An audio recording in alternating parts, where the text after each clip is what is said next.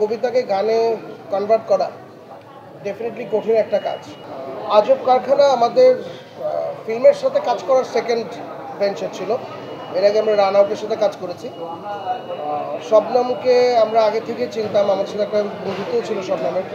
শবনম যখন ডিসাইড করে ফিল্মটা করবে, তার ফিল্মে কিছু রক গানের প্রাধান্য থাকবে এবং সেই গানের লিরিকগুলো হেলাল হাফিজের হবে, তার কবিতা থেকে নেওয়া হবে। ওটা জানার পর আমাদের মধ্যেও একজন এক্সাইটমেন্ট কাজ করে, আমরাও আগ্রহী হই কাজটা করার জন্য। তারপর আমরা একসাথে হয়ে আলোচনা করে কাজটা শুরু করি। কবিতাকে গানে কনভার্ট করা ডেফিনেটলি কঠিন একটা কাজ এবং আমাদের জন্য অনেক এক্সাইটিং ব্যাপারও ছিল। আমরা অনেক আগ্রহী ছিলাম কাজটা করার জন্য, আমাদের ভালো লাগা বোধ কাজ করছিল গানটা গানে কনভার্ট করার জন্য। তো 3টা কবিতাকে আমরা গানে পরিণত করি এই ছবির জন্য।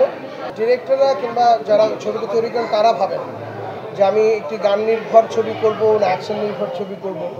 যদি এই ধরনের ছবি না হয়, কম হয়, তাহলে ভাবতে হবে যে আমরা ভাবছি না। তো সেই জায়গাতে শবনম নিশ্চয়ই একটা ডিফারেন্ট ভাবনা থেকে ছবিটা তৈরি করেছে এবং ভাবনাটা একটু জটিলও। এই দুই ধরনের মিউজিককে কোলাবোরেট করা একই গল্পের ভিতর এবং ডেফিনেটলি এটা প্রশংসা পাওয়ার যোগ্য।